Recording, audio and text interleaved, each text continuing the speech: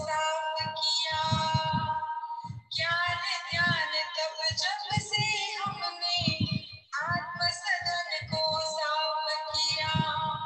भावों की श्रेणी में चढ़कर सबसे ऊंचा प्राप्त किया। 8 दिवस की जीवन शैली लगती मंगलकारी। संवत्सर का पर्व निराला, हर्षित नर और नारी। हाँ, हर्षित नर और नारी। बड़े प्रेम से सबसे मिलजुल क्षमा याचना हम कर ले।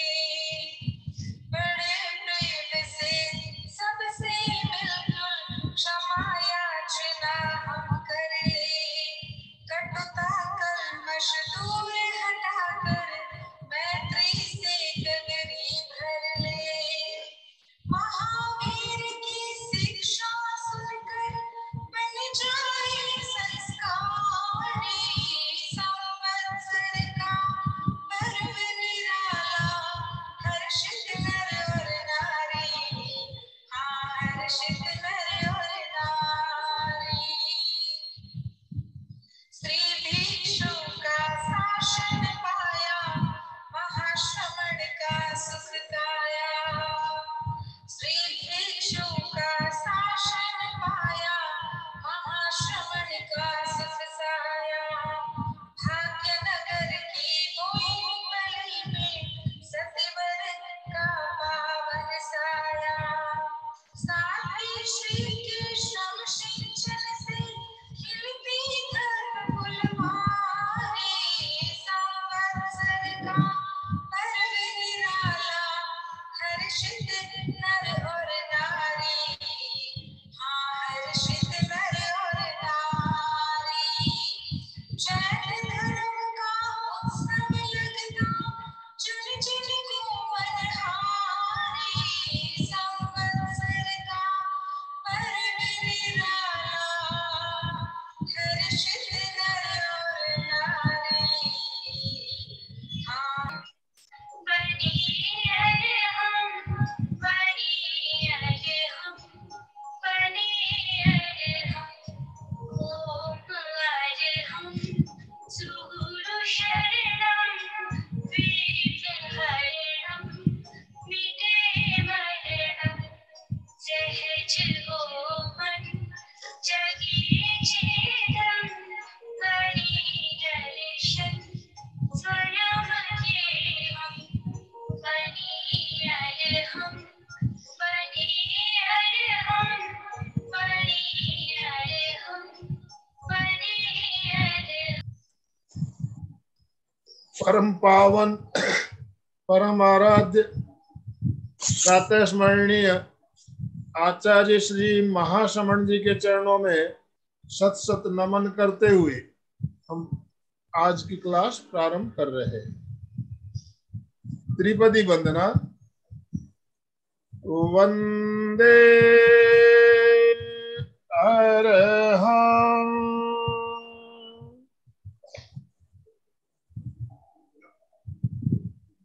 वंदे गुरुवरं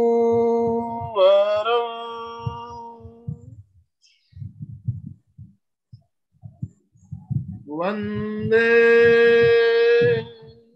सत्यं।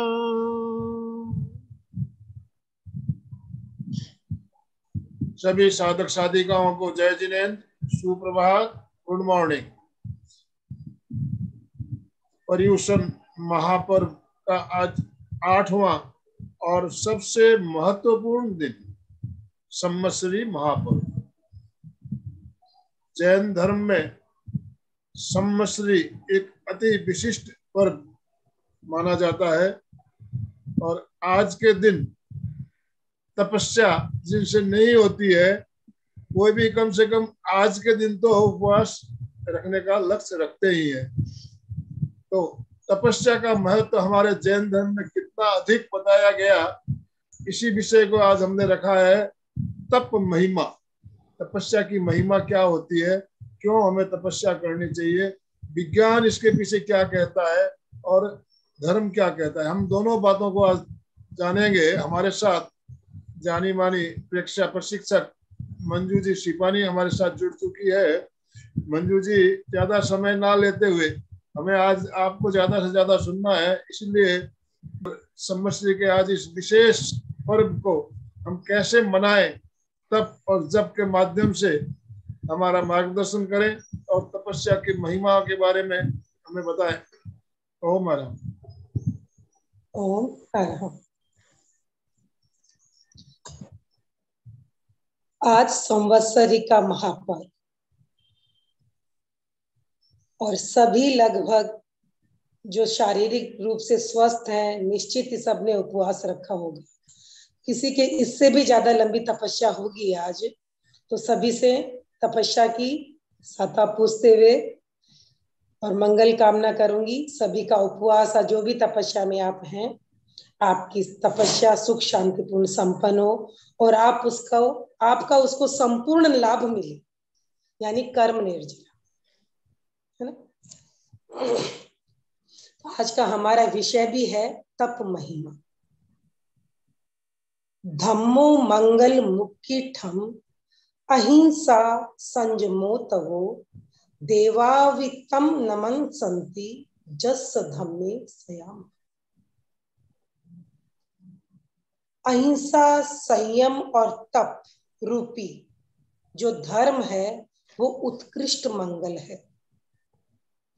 जो व्यक्ति इस धर्म को स्वीकार करता है या इस ऐसे धर्म की आराधना करता है, उसे देव भी नमन करते हैं। तो धर्म का स्वरूप क्या बताया भगवान महावीर ने, जिसके 3 आयाम है, अहिंसा, संयम और तप। अहिंसा यानी हिंसा न करना, और ये हिंसा का सबसे बड़ा कारण है जीवेषण। हम हर वक्त जो जीने की इच्छा करता है, हर जीव जीने की इच्छा करता है, और इस जीने की इच्छा करने में वो ये भूल जाता है कि जीवन है क्या। केवल मुझे जीवित रहना है, क्यों, क्या, कैसे, किस लिए, उसे नहीं पता। केवल मुझे जीना है, इसी चाह में उसका जीवन निरंतर लगा हुआ रहता है, और जीवन बिना हिंसा के संभव नहीं। तो हम जीवन जो जी रहे हैं, क्यों जी रहे हैं, कैसे जीना चाहिए, क्या इसका लक्ष्य होना चाहिए, ये हमें मालूम होना चाहिए। तो अहिंसा की अगर बात कहूं तो मैं अहिंसा है टोटल एक्सेप्टेबिलिटी। जो है जैसा है, आप जैसे हैं, जो है उसे स्वीकार करें। हम हर वक्त इस चाह में रहते हैं, हमें कुछ होना है, हमें कुछ करना है, हमें जीना ही है, हमें मरना नहीं। ये सारी जो इच्छाएं हैं, जिसके लिए हम सोचते नहीं, जिनका हम गवेषणा नहीं करते हैं उसके प्रति, जस्ट करना करना करना, तो करना का मतलब ही है हिंसा। तो अहिंसा तभी शुरू होगी जब हम अपनी जीवेषणा के प्रति जागरूक होंगे कि हम क्यों जी रहे हैं, किस लिए जी रहे हैं, और जीवन से हम चाहते क्या है। कोई तो लक्ष्य होगा मेरे जीवन का। तो ये हुई अहिंसा। और दूसरा हुआ तप, संयम। संयम क्या है? हम संयम का मतलब समझते हैं ये त्याग कर दें, वो त्याग करते हैं, खाना इतना खा रहे हैं उसको छोड़ दें, कपड़े हैं तो उसका नियमन कर लें। बिल्कुल व्यवहारिक संयम यही है कि हम अपनी वृत्तियों को हटा लें, कम कर लें। तो वृत्तियों की सीमा करना निश्चित रूप से संयम है, लेकिन निश्चित दृष्टि से संयम है आत्मवान है। अपने अस्तित्व पर वर्तियों को हावी न होने देना। जो वृत्तियां पैदा हो रही हैं, भूख, प्यास, क्रोध, मान, इन सब वृत्तियों के प्रति जागरूक हो जाना, इन्हें अपने जीवन को संचालित न करने देना है सही। और जिसका व्यवहारिक रूप क्या है, हम त्याग करते हैं, आज हमें इतना भोजन नहीं खाना, इतना तरह से ही खाएंगे, या इतने ही कपड़े, या हर तरह से संयम करना। इंद्रियों का भी संयम, हमें टीवी कम देखनी है, या हमें गाने नहीं सुनने, हमें भजन नहीं सुनने। इस तरह से बहुत सारी हम संयम के, यानी अशुभ से शुभ की ओर और शुभ को भी हमें मिनिमम कर दें। और ये तभी संभव है जब हम अपनी आत्मा के प्रति सजग होंगे, वरना ये क्रियाएं केवल यांत्रिक होकर रह जाती हैं, हमें वो फायदा नहीं मिलता जो हमें मिलना चाहिए। तीसरा जो धर्म का मार्ग है, धर्म का जो आयाम, वो है तप। तप, ताप। तप का मूल लक्ष्य है बाहर जाती हुई चेतना को हम भीतर की ओर मोड़ना। तप का मूल लक्ष्य ही यही है कि जो चेतना बाहर जगत की तरफ प्रवाहित हो रही है, उस चेतना को हम भीतर की ओर मोड़ लें। तप का प्रारंभ होता है कि हमारे शरीर में आत्मा है। ये केवल हमने माना है, जाना नहीं, क्योंकि आध्यात्म की शुरुआत ही यही है कि हमने आत्मा के अस्तित्व को स्वीकार किया कि हमारे शरीर के भीतर आत्मा है ना। यानी यह हमने मुख्यता किसको दे रखी है? शरीर को, क्योंकि हम उसी को ही जानते हैं, उसी के स्तर पर जी रहे हैं। अनंत अनंत काल से हमने यही संस्कार अर्जित किया है कि मैं शरीर हूं। हाँ, इस शरीर के भीतर चेतन तत्व है। ये मैं मनुष्य भाव में जब आई अनंत अनंत कर्मों को हटा के, तो आज मैं ये मान रही हूं कि मेरे शरीर के भीतर आत्मा है। सिर्फ मान रही हूं, मेरा अनुभव या जानना नहीं। आत्मा को मैं जान नहीं रही हूं, केवल मैंने स्वीकार किया है आत्मा है, क्योंकि मैं देख रही हूं इस संसार में दो तरह के तत्व हैं, जीव और अजीव। जो अजीव है उनमें क्या है? वो बहुत कार्य नहीं कर पा रहे। क्या नहीं कर पा रहे हैं? वो भोजन नहीं करते हैं, उनमें वृद्धि नहीं होती है, उनमें संवेदन नहीं है, लेकिन वो सारी चीजें मुझ में है। इसलिए मैंने एक अलग तत्व मान लिया कि हाँ, मुझ में आत्मा है, सिर्फ माना है। तो जहां हमारी अध्यात्म की साधना का प्रारंभ होता है कि मेरे शरीर में आत्मा है, वहीं इस यात्रा का समापन होता है कि मेरी आत्मा ने शरीर धारण किया।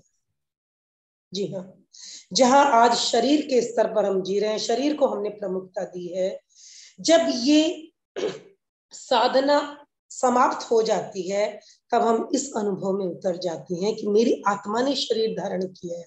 मेरा अस्तित्व आत्मा है, शरीर नहीं। शरीर तो मात्र संयोग से जुड़ा है। तो ये जो यात्रा है कि शरीर में आत्मा है, और यहाँ से शुरू करके जब हम पहुंचेंगे कि आत्मा ने शरीर धारण किया है, ये अनुभव हमें करना है। उसकी प्रक्रिया है तप। तप है बाहर बहती हुई चेतना को भीतर की ओर ले जाए। और इस चेतना को कैसे हम भीतर की ओर ले जाएं, इसके लिए भगवान महावीर ने 12 प्रकार के तप बताए। हालांकि हम इन तपों को अलग अलग जानते हैं कि भाई हाँ 12 प्रकार के हैं, लेकिन जब हम इनको गहराई से समझेंगे तो हम ये जानेंगे कि ये 12 सीढ़ियां हैं। पहला, दूसरा, तीसरा, चौथा, इस तरह से। ये सीधा अनशन अलग है, और इधर हम अनशन कर रहे हैं, उधर अगर हम कायोत्सर्ग की बात कर रहे हैं, तो इसके बीच की जो सीढ़ियां हैं, अगर हमने वो तय नहीं की है, तो बड़ी मुश्किल है कि हम कायोत्सर्ग का अनुभव कर पाए, जो 12 तपों में से अंतिम है। तो भगवान महावीर ने 12 प्रकार के तप बताए। उन्होंने पहले 6 आंतरिक बाह्य तप की बात कही, और बाद में 6 आंतरिक तप बताए।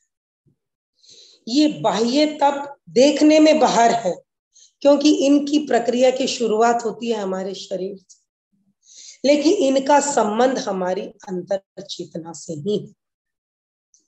लेकिन हम जब शरीर के स्तर पर जी रहे हैं, शरीर को जान रहे हैं, समझ रहे हैं, तो हमें अपनी यात्रा की शुरुआत भी इसी शरीर से ही करनी है। तो भगवान ने सबसे पहला तप बताया अनशन। और आज वर्तमान में हम देख रहे हैं कि केवल अनशन को ही एक तप के रूप में मान लिया गया। भाई तपस्या कर रहा है, कितने की तपस्या है? उपवास है, बेला है, तेला है। तो इसको हमने एक तरह से, अनशन को हमने तप की संज्ञा दे दी। व्यवहारिक रूप से अनशन को ही हमने एकमात्र तप मान लिया कि भाई तपस्या कर रहे हो क्या, तपस्या हो रही है क्या, किसने कितनी तपस्या की। तो अनशन पहली सीढ़ी, सबसे नीचे की सीढ़ी, पहली सीढ़ी है अनशन। तो अनशन का शाब्दिक अर्थ या व्यवहारिक अर्थ क्या है? खाने पीने का, भोजन का त्याग कर देना। पानी रख भी सकते हैं और बिना पानी भी हम तपस्या कर सकते हैं। तो व्यवहारिक दृष्टि से अनशन का मतलब है उपवास रखना। अब ये शब्द जो उपवास है, इसका मतलब ये नहीं है कि भोजन छोड़ देना, नहीं। अनशन का अर्थ बिल्कुल यही है, अनशन खाना पानी बिल्कुल सबका त्याग कर देना। लेकिन उपवास शब्द अपने आप में विशिष्टता लिए हुए। उपवास, उप यानी नजदीक, पास में, वास मतलब रहना, स्थित होना। तो उपवास शब्द है, जब हम अनशन कर रहे हैं उसको हमने एक नाम दिया उपवास। उपवास यानी आत्मा के नजदीक आना, अपने अस्तित्व के पास आ जाना, इस उपवास। तो अनशन से ये कैसे संभव होता है उपवास? खाना हमारे दैनिक जीवन का एक हिस्सा है, क्योंकि हम जानते हैं ये खाना हमारे शरीर को बनाए रखता है। हम जब शरीर के स्तर पर जी रहे हैं तो इस शरीर को बनाए रखने का जो सबसे खास साधन है वो है भोजन। अगर भोजन नहीं करते हैं तो हमारे शरीर को ऊर्जा नहीं मिलती है। केवल श्वास ऊर्जा नहीं देता, केवल पानी ऊर्जा नहीं देता, कुछ समय के लिए शरीर को टिका के रख सकता है, लेकिन लंबे समय तक इस शरीर को टिकाए रखने के लिए भोजन की आवश्यकता है। और हमारे नियम भी बने हुए हैं भोजन के। हम दिन में 2 बार पूरा खाना खाते हैं, 2 बार नाश्ता करते हैं, चाय लेते हैं, ये सब हमारे भोजन में सम्मिलित है। तो भोजन हमारे सारे दिन भर की एक विशिष्ट प्रक्रिया है और एक कार्य है। तो भोजन को छोड़ देना, भोजन का पूरा संबंध केवल शरीर से है। आत्मा को भोजन नहीं चाहिए, बिल्कुल नहीं चाहिए। तो जब हम भोजन के साथ छेड़छाड़ करेंगे तो इस शरीर में एक हलचल पैदा होगी। आज एक दिन उपवास है, आपकी जो खाना आपने छोड़ दिया है उसकी याद सताती होगी। सुबह उठते ही जिनको चाय की आदत है, याद आ गई होगी चाय, फिर बोले नहीं आज तो हमने त्याग किया है, हमें चाय के बारे में सोचना ही नहीं है, आज तो पीना तो दूर की बात है। तो धीरे धीरे क्या होता है, हम अपने प्रति जागरूक हो, है ना। वरना हम यांत्रिक दृष्टि सुबह उठते हैं, चाय बनाते हैं, पी लेते हैं, अपने काम में लग जाते हैं, फिर खाना क्या बनाते रहता उसमें लग जाते हैं, बिल्कुल इस बाहर की प्रक्रिया में संलग्न हो जाते हैं। हमें अपने भीतर का कोई एहसास नहीं रहता, हम एक यंत्र की तरह जीवन जीते हैं। लेकिन जब इस यंत्र में कुछ छेड़छाड़ करते हैं तो क्या होता है, गड़बड़ी महसूस होती है। और वो गड़बड़ी हमें जागरूक करती है कि तुम मशीन नहीं, तुम्हारे भीतर कुछ और भी है। और जब खाना हमने छोड़ा तो भीतर की हलचल ने हमें अपने प्रति जागरूक किया और हम अपने स्व के प्रति जागरूक हुए। उपवास, तब हमने जाना कि अरे हम कैसे गृध थे, ये भोजन एक नशा था हमारे लिए, हम इस नशे से जागे हैं। तब हम अपने भीतर झांक पाते हैं कि क्या है क्या नहीं। दूसरा, संवत्सरी के दिन उपवास करने के पीछे ये भी एक है कि हम अपने प्रति जागरूक हुए। दूसरा, जब आज हमने भोजन नहीं लिया तो हमारे भीतर क्या हुआ, एक दिन हमारे सिस्टम को भी रेस्ट मिला ना। जो रोज खाना डाल रहे हैं कैसा है, बहुत सारी गंदगी भी जमा हो रही है, पूरी नहीं निकल पाती है, बहुत कुछ गड़बड़ है। तो जब आज हमने इस सिस्टम को स्टॉप किया, खाना नहीं खाया, तो भीतर की जितनी भी एक्स्ट्रा चीजें हैं या विजातीय द्रव्य वो क्या होंगे, धीरे धीरे शरीर से निकलेंगे और हमारा रासायनिक संतुलन बनेगा। भोजन हम केवल मुंह से ही खाना खाते हैं ये बात नहीं है, हमारी इंद्रियों का भी अपना भोजन है। आंखों को देखना होता है जी भर के, कानों को सुनना होता है जी भर के, नाक को भी सूंघना होता है जी भर के, जीभ को स्वाद चखने होते हैं। ये इंद्रियों को भी सारे दिन अपना आहार चाहिए। आज संवत्सर ये हमने त्याग कर दिया, आज टीवी नहीं देखेंगे, समय पे सीरियल की याद आई, अरे आज सीरियल में क्या दिखाया होगा, बिल्कुल आएगी। क्यों? क्योंकि हम एक यंत्र की तरह जीवन जी रहे हैं, इस शरीर के स्तर पर जीवन जी रहे हैं। भोजन तो इस शरीर की जो डिमांड है वो हमें पूरी करनी होगी। हमने जाना ही यही है, सीखा भी यही है, पर हमें बाहर का जो हमारा ये सिस्टम है वो यही सिखा रहा है। हमें यही दिया जा रहा है, शरीर को क्या चाहिए, इंद्रियों को क्या चाहिए, इनके भोग की पूरी व्यवस्था हमने कर रखी है। विज्ञान ने हमने और बहुत कुछ दिया है, वो हमें इन चीजों से बाहर निकलने ही नहीं दे रहा है। बिल्कुल हमारा जीवन एक यंत्र की तरह हो गया है, एक रोबोट की तरह, जिसमें जैसे बटन दबते हैं वैसा काम होता जा रहा है, उसमें सोचने समझने की शक्ति नहीं। तो जब उपवास हमने किया तो हर इंद्रियां अपना मांग करेगी, डिमांड करेगी, बिल्कुल करेगी, लेकिन हमने क्या किया, आज उसको मना लिया किसी तरह की, नहीं आज संवत्सरी है, आज मुझे नहीं करना है। तो जब नहीं करना है तो भीतर एक हलचल होगी और हम अपने प्रति जागरूक होंगे, तब हम अंदर उतरेंगे और ये सोचेंगे क्या ये हमारे लिए जरूरी है, क्या यही हमारा जीवन है, इनसे मुझे क्या मिल रहा है, मैं क्या चाहती हूँ। ये सारे प्रश्न हमारे भीतर उठेंगे और यही अध्यात्म की शुरुआत, जहां हम बाहर से हट के भीतर की ओर प्रवेश करेंगे। तो ये जो अनशन है, ये पहली सीढ़ी हुई तप की। दूसरी सीढ़ी आती है उनोदरी। उनोदरी, उन यानी कम, उदर यानी हमारा पेट, पेट को कम भरना, उना रखना, खाली रखना थोड़ा, ये भी भोजन से संबंधित हमने मान लिया।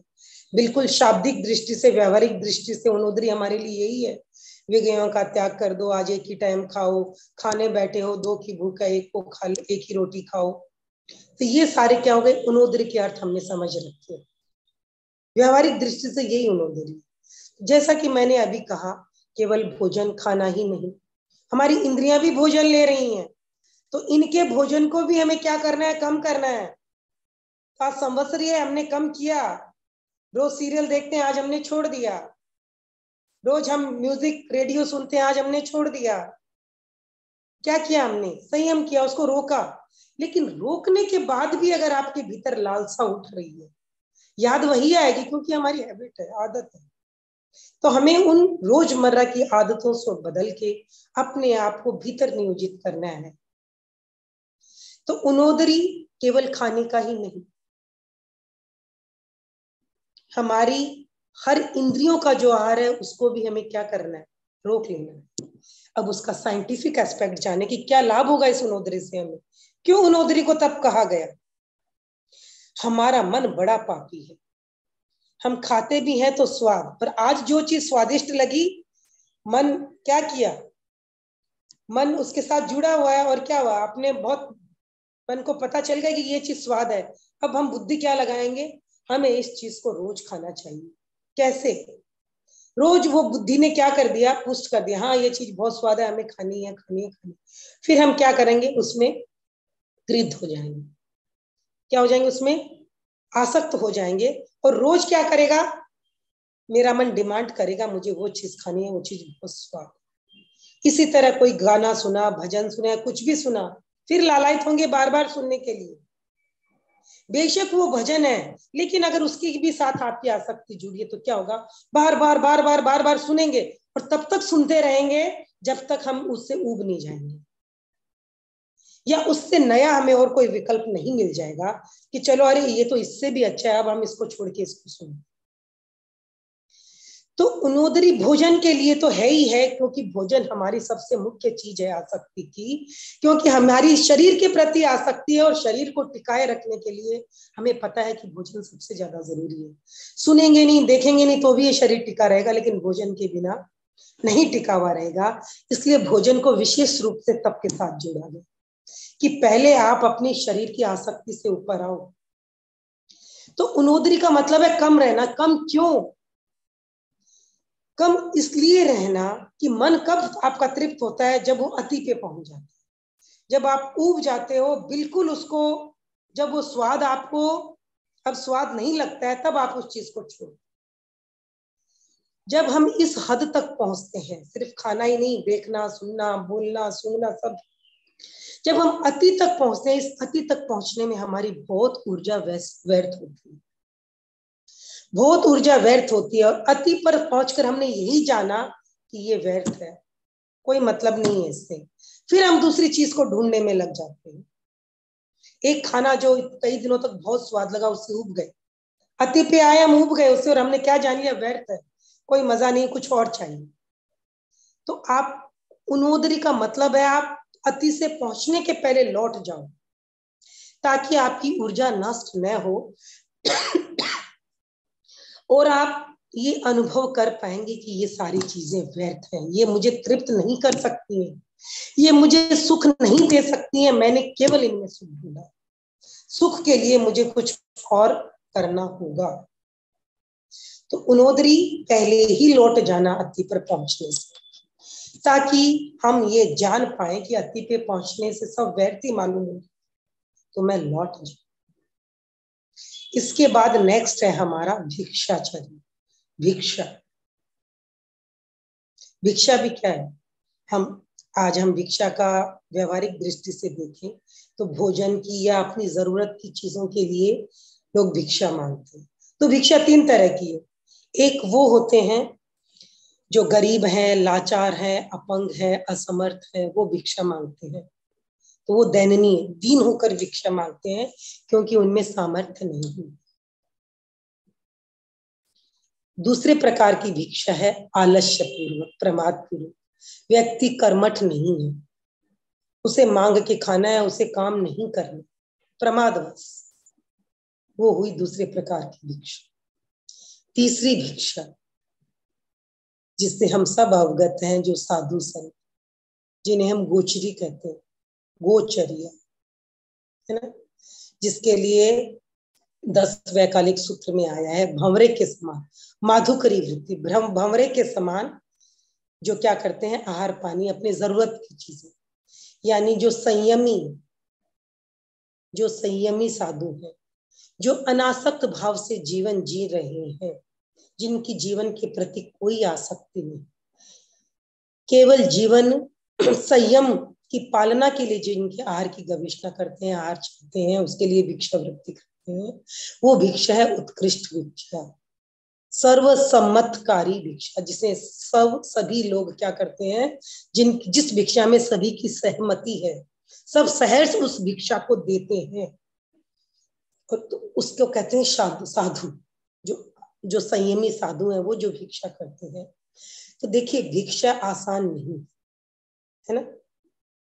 हम जब साधु सन्यासियों को भिक्षा देते हैं तो वह हमारे भीतर भावना निर्जरा की होती है, वहां हमारे भीतर ये अहंकार फलित नहीं होता कि मैंने भिक्षा दी, नहीं, क्योंकि मैं जिसे दे रहा हूं उसके भाव क्या है, वो अपनी जीवन निर्वाह के लिए आवश्यक हिंसा भी नहीं करना चाह रहा है, उसकी जीवन के प्रति अनासक्ति हो गई, वैराग्य हो गया इस संसार से, वो केवल जीवन निर्वाह के लिए भिक्षा है, और उसका आग्रह नहीं है कि आपको मुझे भिक्षा देनी पड़ेगी, बिल्कुल आग्रह नहीं है, उसकी जीवन जीने की कोई इच्छा नहीं है, कोई आग्रह नहीं है कि मुझे जीना ही है और मुझे खाना ही है, केवल संयम यात्रा के लिए वो भिक्षा चाहता है कि मुझे संसार से वैराग्य हो गया है, मैं संयम पथ पर चलने के लिए भिक्षा चाहता हूँ और इसीलिए मुझे भिक्षा चाहिए।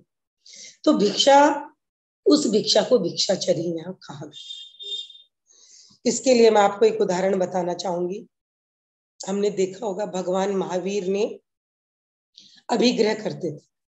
भगवान महावीर जब तपस्या काल में थे तो वो जब भिक्षा के लिए जाते थे उसके पहले वो अभिग्रह करते थे कि इस तरह की परिस्थिति या स्थिति मुझे मिली तो ही मैं भिक्षा ग्रहण करूंगा, अन्यथा मैं आहार पानी ग्रहण नहीं करूंगा।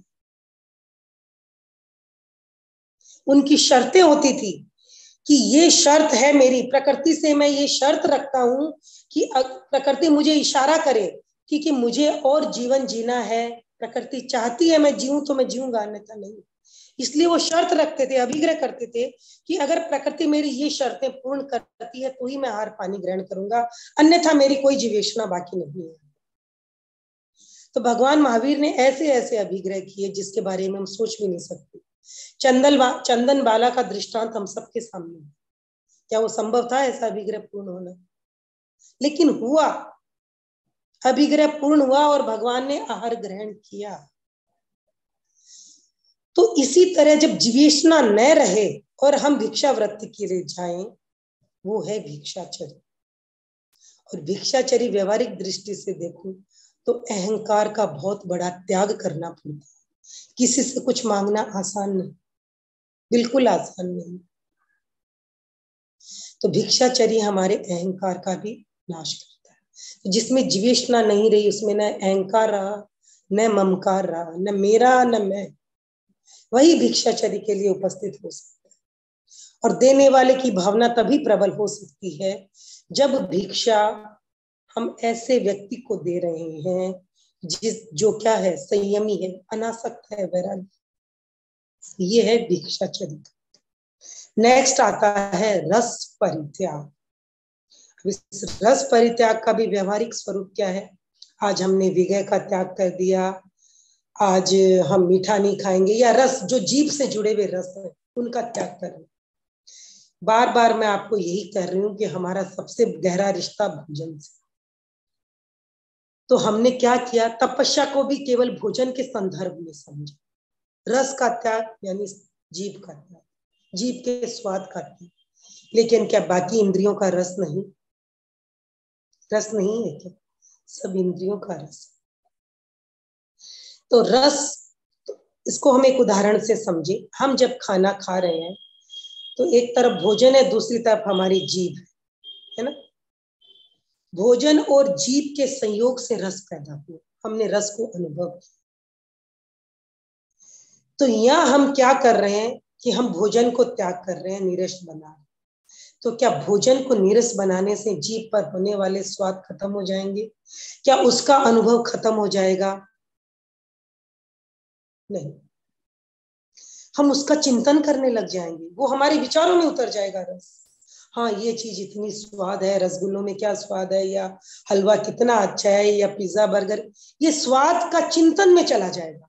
अगर आपने केवल भोजन हटा लिया तो वो स्वाद कहाँ चला जाएगा? आपके चिंतन में, आप उसके चिंतन में उलझ जाओगे, लेकिन स्वाद जाएगा नहीं। स्वाद कब जाएगा? जब आप भोजन खा रहे हो, जीभ स्वाद ले रही है, और वो स्वाद केवल जीभ तक रहे, आपकी बुद्धि में न जाए, बिल्कुल नहीं। आप केवल स्वाद है, ये चीज मैंने खाई, इसका ये स्वाद है, ये केवल हमारा मन उसे जाने, हाँ ये स्वाद है, लेकिन ये मन उसको बुद्धि तक न पहुंचा दे कि बुद्धि उस पर चिंतन अनुचिंतन शुरू। हाँ ये स्वाद बहुत अच्छा है, ये ऐसे डेवलप हुआ है, मुझे इससे और ये करना है, ये स्वाद मैं ऐसे लेती रहूंगी, ये सारी बातें बुद्धि तक चली। लेकिन केवल आप खा रहे हो और स्वाद को देख रहे हो, साक्षी बन के, दृष्टा बन के कि हाँ ये स्वाद है, बात वहीं खत्म हो जाती है। तब रस परित्याग फलित होता है। रस परित्याग भोजन छोड़ देने से फलित नहीं होगा। आपने एक दिन छोड़ा, एक साल छोड़ा, जीवन भर छोड़ा, हो सकता है वो आपकी आदत बन जाए भी, चलो मैं खा नहीं रहा हूं, आपको नहीं आए, लेकिन आपके भीतर जो उसकी चाह है, जो उसके प्रति आसक्ति है, उसे समाप्त करना आसान नहीं है। वो समाप्त तभी होगा तब आप जागरूक रहोगे कि ये स्वाद का केवल खेल केवल जीभ तक है, जीभ तक है, इसके बाद अंदर कुछ नहीं है। आप भोजन करते हुए अनुभव करो, मैं भोजन खा रहा हूँ, पूरी भावक क्रिया से करिए। जीभ पे गया, जीभ ने उसका स्वाद लिया, भोजन जैसे ही मुंह से नीचे इतर गले में आया, स्वाद खत्म, स्वाद खत्म। और ये कब संभव है? जब हम जागेंगे, जागरूक होंगे। ये केवल भोजन स्वाद छोड़ देने से या भोजन को नीरस बना लेने से संभव नहीं। तो ये हार्ड रस परित्याग कि आप बुद्धि से, मन से भोजन नहीं, भोजन इंद्रियों ने लिया, उसको स्वाद आएगा, आने दो, बिल्कुल आएगा, लेकिन ये सारे भौतिक क्रियाएं हैं, इन्हें चलने दो अपने हिसाब से। इसमें आप अपने मन को, चित्त को, बुद्धि को मत लड़ाओ, बिल्कुल नहीं। ये हुआ रस परित्याग। पांचवा है काय क्लेश।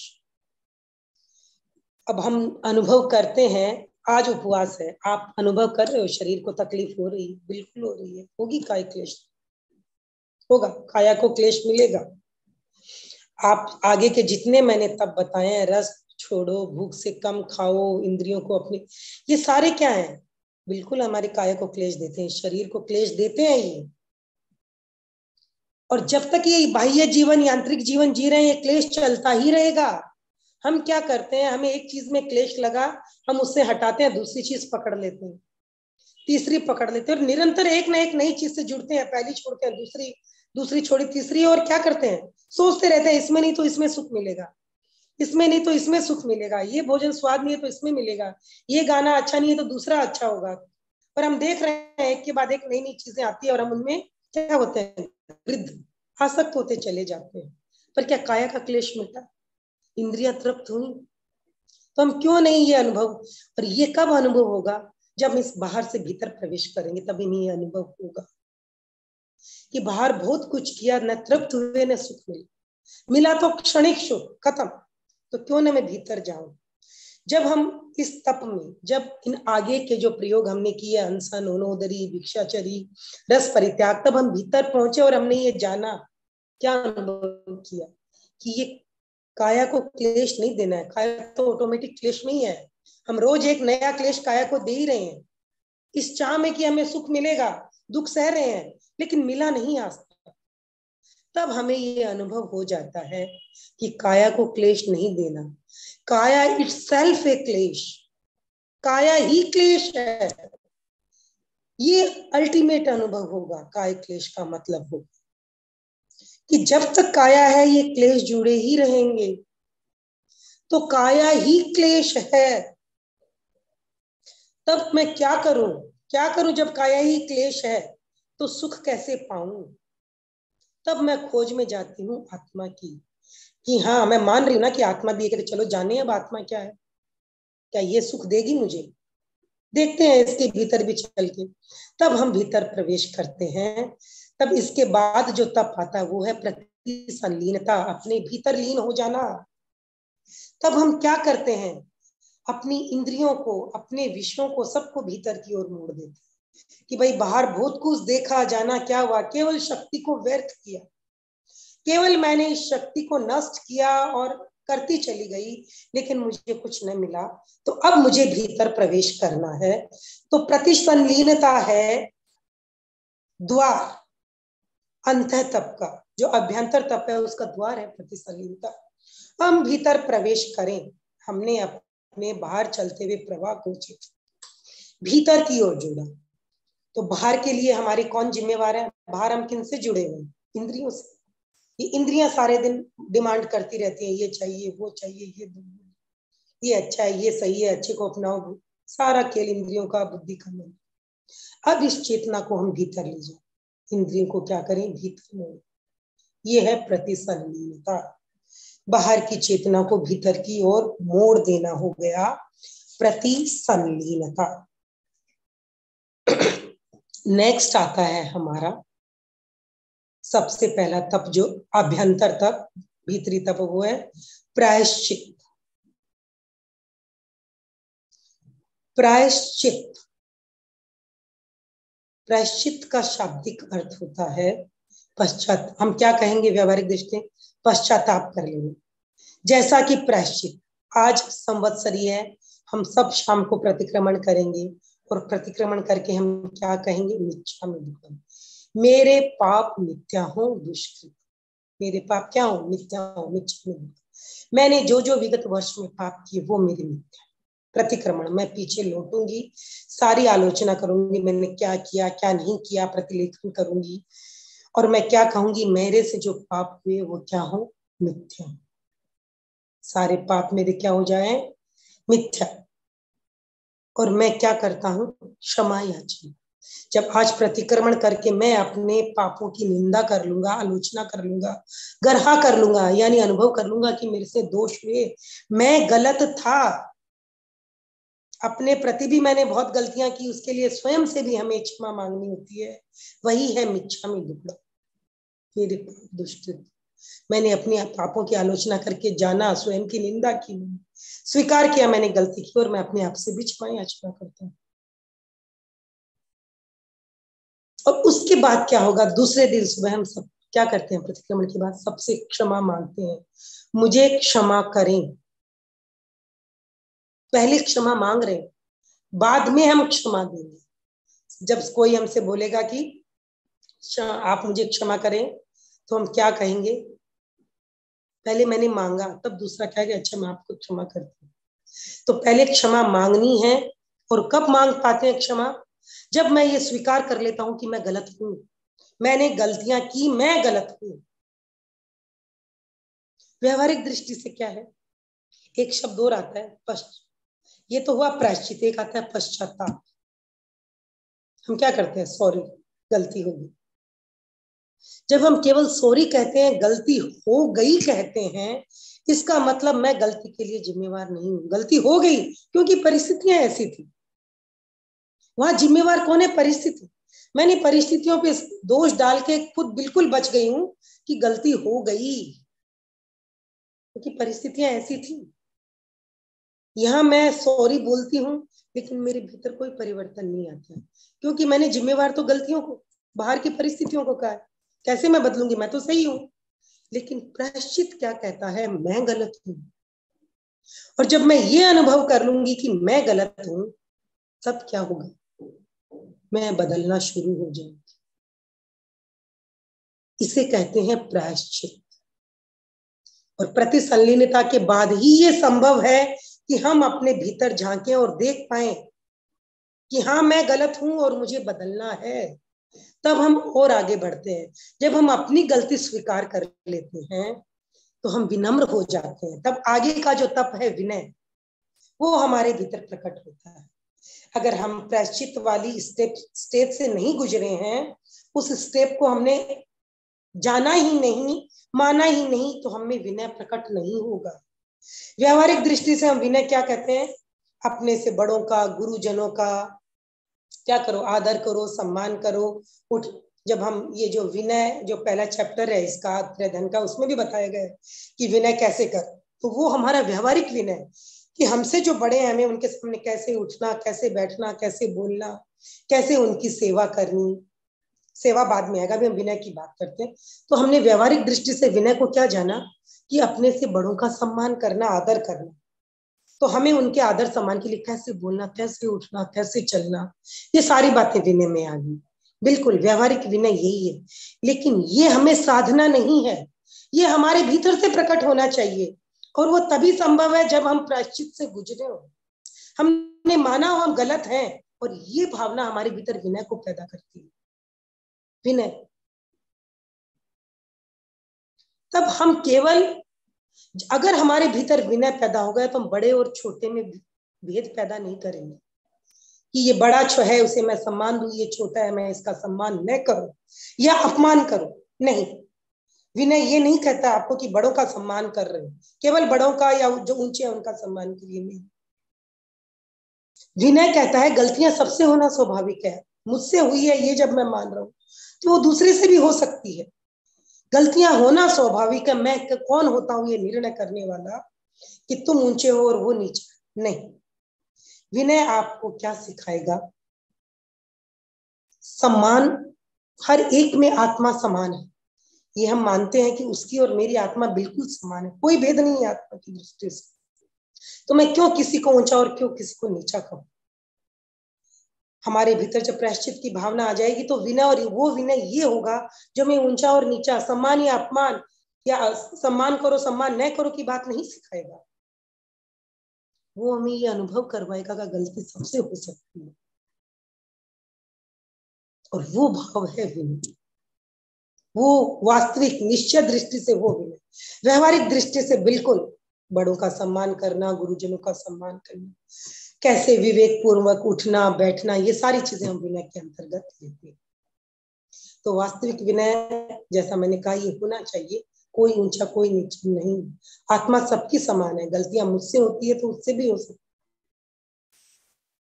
अब ये सवाल नहीं उठता कि उसकी गलती बड़ी और मेरी छोटी, नहीं, गलती गलती है। तो विनय के भाव तभी पुष्ट होते। विनय की बात आता है व्ययावृत्ति। व्ययावृत्ति यानी उत्कृष्ट सेवा। अब सेवा का भी हमने व्यवहारिक दृष्टि से क्या जान लिया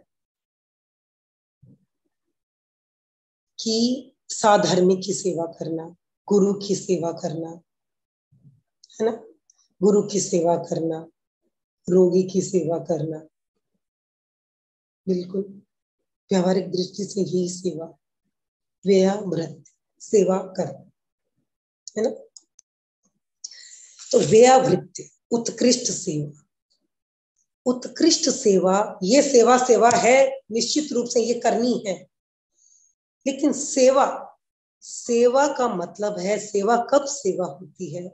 जब हम निष्काम भाव से सेवा, उस सेवा देने के पीछे हमारा अपना कोई वापस पाने का या हमारा कोई ऐसा भाव न रहे, तब वो सेवा। भगवान महावीर कहते हैं, हम अपना हर क्षण अपने कर्मों के उदय का फलस्वरूप जी रहे, जैसे कर्म किए उसी के अनुरूप हम जीवन जी रहे, है ना। तो मान लीजिए आज आपकी लाइफ में कोई ऐसा व्यक्ति आपसे जुड़ा है जिसकी आप सेवा कर रहे हो, तो आप ये मत सोचो कि आप कुछ कर रहे हो, आप उसकी सेवा कर रहे हो, ये नहीं। आप सोचिए कि जरूर मैंने कुछ ऐसे कर्म इसके साथ मेरे जुड़े हुए हैं, मैंने उससे सेवा ली होगी, इसीलिए आज मैं उसकी सेवा कर रही हूँ। यानी जो मैंने करवाया था, जो ऋण लिया था, उस ऋण को चुका। अगर इस भाव से आप सेवा कर रहे हो तो ये आपकी निर्जरा है, ये तप है। लेकिन मैं सेवा कर रहा हूं, मैं उसकी सहायता कर रही हूँ, यानी आप एक नया कर्म कर रहे हैं, और नया कर्म आपका क्या कर रहा है? फिर आपको बंधन में बांधो, चाहे पुण्य बांधो या पाप, वो बंधन ही है। हो सकता है सेवा करके आप पुण्य अर्जित कर रहे हो, अगर आप ये सोच रहे हो कि मैं उसकी सेवा कर रहा हूं, यानी एक नया कृत्य, नया कार्य, नई क्रिया, तो उससे आपका बंध है, कर्म बंध है। लेकिन अगर आप ये भाव रख रहे हो कि जरूर मेरे पिछले कर्मों का कोई लेखा जोखा है जो मैं इससे चुका रहा हूं, अगर इस भावना से वो सेवा की जा रही है तो वो है निर्जरा। यानी जो ऋण था उसे मैंने चुकाया, जो कर किया था उसको अनकिया किया, लेकिन मैंने नए दृष्टि, नए सिरे से कोई नए कर्म को उपार्जन नहीं किए। ये है असली सेवा, इसे हम निर्जरा कह सकते हैं। लेकिन सेवा के पीछे अगर हमारा भाव है कि सेवा करूंगा तो अगले जन्म में मुझे ये मिलेगा, सेवा करूंगा तो मुझे इस जन्म में उसकी दौलत, जो कुछ भी हमारी सोच है, सेवा के पीछे अगर हमारा कोई स्वार्थ छिपा है तो वो सेवा व्यावहारिक सेवा है, निर्जरा नहीं, पुण्य का बंध। जैसे कि क्रिश्चियन लोग क्या है, उन्होंने खूब सेवा को महत्व दिया, और आज हम जो सेवा के रूप देख रहे हैं सब क्रिश्चियनिटी के। सेवा की वास्तविक जो बात बताई, सेवा की, दान की, दया की आचार्य भिक्षु ने, वो थी निश्चय कि सेवा के पीछे मेरा कोई भाव नहीं, ऋण चुका रहा हूं, किए को अनकिया कर रहा हूं। ये इसके बाद व्ययावृत्त के बाद आ जाता है स्वाध्याय, स्व का अध्ययन। जब भीतर हम प्रवेश कर जाते हैं, जब आप बाकी के सारे स्टेप हमने जान लिए, अनुभव कर लिए, चेतना जब भीतर गहराई में उतरती है, तब प्रकट होता है स्वाध्याय। और स्वाध्याय को व्यवहारिक दृष्टि से हमने क्या कह दिया? आगमों का अध्ययन करिए, धार्मिक पठन पाठन करिए, ये स्वाध्याय। बिल्कुल ये स्वाध्याय, ये स्वाध्याय नहीं, स्वाध्याय के साधन है। स्वाध्याय मीन्स स्व का अध्ययन। इन धार्मिक ग्रंथों को पढ़कर हम जो जान रहे हैं, ज्ञान हमने अर्जित किया, उस ज्ञान से अपने आप को जांचना है स्वाध्याय। केवल जान लेना स्वाध्याय नहीं है, उस ज्ञान से अपने आप को जांचिए, अपने जीवन में उसको देखिए कहाँ वो ज्ञान लागू हो रहा है। क्या वो ज्ञान एक कसौटी है, पर उस कसौटी से अपने जीवन को आंकिए, वो है स्वाध्याय। जान लेना है स्वाध्याय। तो स्वाध्याय का मतलब हुआ स्व का अध्ययन, स्वाध्याय का मतलब हुआ स्व का अध्ययन। अब जो कुछ भी स्व का अध्ययन पढ़ के भी हो सकता है, अपने चारों ओर जान के भी हो सकता है, देख के भी हो सकता है। स्वाध्याय का एक मतलब है कि हम जब स्व को जानेंगे, हम जब किसी चीज के बारे में चिंतन मनन करेंगे, तब हम जानेंगे क्या कि क्या सही है, क्या गलत। सारे शास्त्रों की रचना किसने की है? मनुष्य, है ना। तो मनुष्य से बड़ा कोई शास्त्र, कोई शास्त्र नहीं। इसीलिए उपनिषदों में क्या कहा गया? यथा पिंडे तथा ब्रह्मांडे, जो इस पिंड में है वही ब्रह्मांड है। तो अगर मैं स्वयं को जान लेता हूं तो मैंने सबको जान लिया, इससे बड़ा और कोई ज्ञान नहीं है। तो भगवान महावीर ने क्या किया, जे एगे जाने ही से सब जाने ही, जिसने एक को जान लिया उसने सबको जान लिया। तो वो एक है मैं स्वयं, मेरी आत्मा। तो आत्मा का अध्ययन, स्व का अध्ययन ही स्वाध्याय है। और जब हम स्व के प्रति जाग जाते हैं तो हमारी सारी मूर्छा समाप्त, बिल्कुल समाप्त।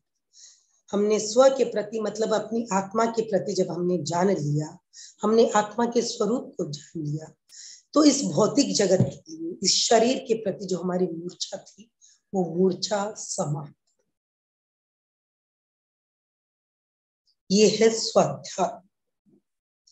जब तक ये चीज हम जान नहीं लेंगे हम ध्यान में नहीं उतर सकते, क्योंकि ध्यान का तो मतलब ही है स्व की अनुभूति। स्व की अनुभूति ही ध्यान।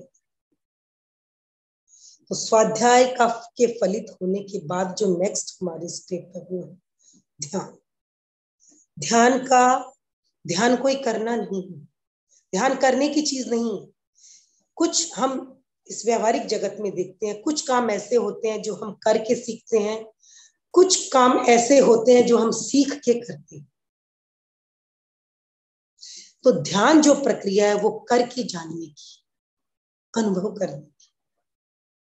ध्यान सीख कर नहीं किया जा सकता।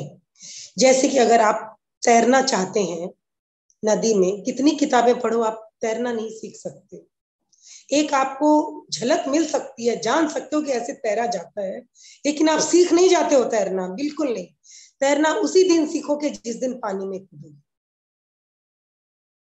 जिस दिन पानी में कूद जाओगे उस दिन अनुभव होगा कि हाँ मैंने ऐसे पढ़ा था कि ऐसे ऐसे करना होता है, तो अब मैं डूब रहा हूं तो अब मुझे ऐसे करना चाहिए, और वो करने की प्रक्रिया आपको तैरना सिखा देती है। इसी तरह ध्यान है। आपने अभी जो जितने भी अंग उसके पढ़े जाने आपने तब के 10, 11वां है ध्यान। तो 10 अंगों में आपने पहले जो 5 थे, यानी मैंने जो बाह्य 5 तब बताए थे वो थे शक्ति संरक्षण के, आपको अपनी शक्ति बचानी थी जो बाहर जा रही थी। अनशन, उनोदरी, भिक्षाचरी, रस परित्याग, ये सारे क्या थे, शक्ति बचाने की। प्रतिसंलीनता, भीतर प्रवेश करना। अब आप भीतर प्रवेश कर जाओ, आपने शक्ति अर्जित कर ली है, उस शक्ति को अब आप बाहर जाने के लिए जितनी शक्ति चाहिए, भीतर जाने के लिए उससे भी अनेक अनेक गुना शक्ति चाहिए। तो आपने बाहर जाती हुई शक्ति के रोक के अपनी शक्ति को संवर्धित किया। अब वो शक्ति आपको भीतर ले जाने में सक्षम है, जहां हम प्रतिसंलीनता की बात की। उससे जब आगे पढ़े तो हमने प्रायश्चित, विनय, व्याव्रत और स्वाध्याय, स्व का अध्ययन हमने जाना। अब उस जानी हुई चीज को अनुभव करने की प्रक्रिया है ध्यान। स्व की अनुभूति, अपने आप को अनुभव करना, भीतर जो कुछ चल रहा है उसे जानना, देखना। जैसे मैं इस एक उदाहरण से आपको समझाऊं कि हमें क्रोध आया, किसी व्यक्ति ने आपको गाली दी और आपको क्रोध आया। अब प्रश्न ये उठता है कि आप किसके बारे में सोच रहे हैं। कुछ व्यक्ति होते हैं वो किसके बारे में सोच रहे हैं, जिसने गाली दी, और वो उसको जी भर के क्या करेंगे, कोसेंगे, वो ऐसा है वैसा है, उसने गाली दी, क्यों दी, किससे दी, उससे ऐसा नहीं करना चाहता, वो तो है ही ऐसा, उसका तो स्वभाव। उसका सारा चिंतन किस तरफ मुड़ गया, जिसने गाली दी। हो सकता है गाली देने वाला भूल चुका हो, उसने अनायासी गाली दे दी हो, उसका स्वभाव रहा हो, वो भूल ही चुका है, लेकिन आपका चिंतन किस ओर जुड़ गया, आपकी ऊर्जा कहाँ जा रही है, जिसने गाली दी। एक व्यक्ति होगा जो क्या देखेगा, मेरे भीतर क्रोध आया, मेरे भीतर ये क्रोध आ रहा है, वो अपने क्रोध की तरफ देखेगा, मुझे क्रोध क्यों आया, वो उसके बारे में अनुचिंतन करेगा। मुझे क्रोध क्यों आया, मुझे नहीं आना चाहिए था, क्यों आया। तो जब हम बाहर की तरफ गए तो हमारी चेतना बाहर थी वो चलती चली गई और हम क्या हो गए, एक श्रृंखला बन गई हमारी, हम उससे नहीं टूट पाए, हम अभी तक कनेक्ट है उस व्यक्ति से, यानी हम उस सोर्स से अभी तक कनेक्टेड हैं जो हमें फिर दुख दे सकता है, हमने उसको डिस्कनेक्ट नहीं किया। लेकिन अब अगर हमारी सोच हमारे क्रोध की तरफ मुड़ी तो हम उससे हट गए, हमने स्वयं को देखा कि क्रोध मुझे आ रहा है, आप भीतर बिल्कुल क्रोध को अनुभव कर रहे हैं, और जब आप भीतर की तरफ मुड़े क्रोध देखोगे देखोगे देखोगे, थोड़ी देर में आप पाओगे क्रोध विसर्जित हो, क्रोध रहा ही नहीं। क्या होगा, धीरे धीरे हमारा क्रोध विसर्जित हो जाता है। और ये कब संभव है, जब हम साक्षी हो पाए, उस क्रोध को हम देख पाए, और ये हमारे भीतर की प्रक्रिया। तो ध्यान का मतलब ये अपने प्रति साक्षी हो जाना, स्वयं के प्रति साक्षी हो जाना ही ध्यान है। और ये ध्यान हठात नहीं प्रकट होता, इसके लिए सारे स्टेप्स हमें कवर करने ही है। ये जो 12 तप हैं वो अपने आप में अकेले नहीं, एक श्रृंखला है। आप अनशन से शुरू करिए और ध्यान तक पहुंचिए। जब ध्यान की गहन गहराई में उतर जाते हैं, जहां केवल हम साक्षी रह जाते हैं, तब धीरे धीरे हमारी शरीर के प्रति क्या होता है, आसक्ति छूटती चली जाती है। और हमें ये अनुभव होता है कि ये शरीर छूट रहा है, ये शरीर छूट रहा है। और उस क्षण के प्रति अगर हम जागरूक रहें और भयभीत न हो कि हम मृत्यु को प्राप्त होने जा रहे हैं, अगर उस क्षण को हम जी लें और उससे पार उतर जाएं, तब जो घटित होता है वो है अंतिम तप, कायोत्सर्ग, कि आत्मा भिन्न शरीर भिन्न। जो हमारी तप की साधना का अल्टीमेट लक्ष्य है कि आत्मा अलग शरीर अलग और मैं आत्मा हूं। बहुत लोग भयभीत हो जाते हैं। कई लोगों ने मुझे ये कहा कि जब कायोत्सर्ग में हमें लगता है शरीर छूटा, तो हम वापस आंख खोल लेते हैं घबरा के कि कहीं हम मर तो नहीं गए। तो बिल्कुल वो मृत्यु का ही क्षण जैसा होता है। जब हम गहरे ध्यान में जाते हैं तो एक ऐसा समय आता है जब हमें लगता है शरीर धीरे धीरे क्या हो रहा है, विलीन होता जा रहा है, विलीन होता जा रहा है, कम होता जा रहा है, और हम घबरा जाएं, वापिस लौट आए तो अंतिम तप घटित नहीं हो सकता। और अब वो क्षण को अगर हमारी जागरूकता है तो हम बिल्कुल जान लेंगे कि नहीं, उससे पार उतर जाएंगे, तब हम उस गहरे, उस अल्टीमेट अनुभव को प्राप्त कर लेंगे, जो जिसे हम भेद विज्ञान कहते हैं, कायोत्सर्ग। जीते जी शरीर के प्रति ममत्व का विसर्जन, शरीर अलग आत्मा अलग, यही तप का अंतिम लक्ष्य। तो आज हमने जाना किस प्रकार भगवान महावीर ने 12 तप बताए। और एक बात मैं आपको कहना चाहूंगी, एक तप है अनशन, जो लिमिटेड समय के लिए, 1 दिन 2 दिन 10 दिन 1 महीने 2 महीने 3 महीने। बाकी 11 तप आप डेली कर सकते हो, बिना किसी की हेल्प की, बिना किसी एक्स्ट्रा आयोजन की। तो आपने आज इन 12 तप का स्वरूप जाना, तो अनशन नहीं हो रहा है, कोई बात नहीं, बाकी के 11 तप है उनके प्रति जागरूक होइए और अपने जीवन में अपनाएंगे तो आप निश्चित ही आपकी आत्मा अपने अल्टीमेट लक्ष्य, आत्यंतिक लक्ष्य मोक्ष को प्राप्त करेगी। इन्हीं शुभकामनाओं के साथ सबको संवत्सरी की बहुत बहुत शुभकामनाएं। सभी की आत्मा अपने कर्मों की निर्जरा करके परम लक्ष्य प्राप्त करे।